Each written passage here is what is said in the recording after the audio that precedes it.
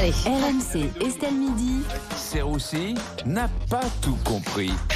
Bonjour Vincent. Bonjour Estelle, très belle veste. Aujourd'hui, Vincent, vous ne comprenez pas pourquoi Emmanuel Macron a dissous l'Assemblée nationale. Eh oui, bon, hier il y avait aussi France-Canada. C'était le dernier match amical de Giroud dans le maillot, avec le maillot de l'équipe de France. Voilà. Bon, tout le monde s'en fout, ok, j'ai compris.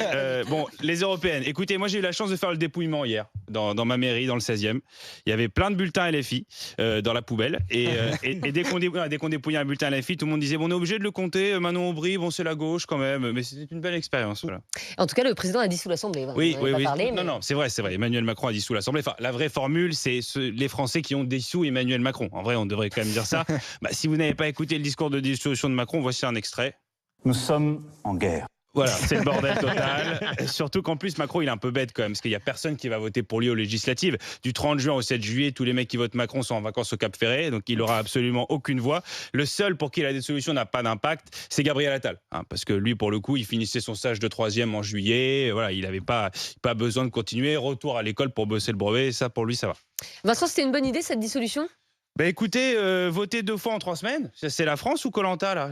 La prochaine soirée électorale sera présentée par Denis Brognard. Ce mois-ci, je serai plus allé dans mon ancienne école primaire qu'à la salle de sport. Je ne sais pas du tout. Alors certains disent oui, la France va devenir ingouvernable. Écoutez, la dernière fois que la France était gouvernable, c'était sous Hugues Capet. Brigitte venait d'avoir 20 ans. Perico mangeait encore des légumes. C'est vrai que ça fait un petit moment. Valérie Pécresse a déclaré à propos de la dissolution que Macron jouait à la roulette russe. Et moi, ça m'inquiète. Je refuse de vivre dans un monde où je suis d'accord avec Valérie Pécresse. Ça m'inquiète beaucoup, surtout que le RN est favori pour les législatives et donc Jordan Bardella peut devenir Premier ministre. C'est quand même une honte pour la France, ça. Pourquoi ? Je le dis. On va avoir un Premier ministre qui s'appelle Jordan. Est-ce que vous vous rendez compte de ça ? Personne n'en parle. C'est quoi bientôt ? Kevin, président ? C'est pas possible.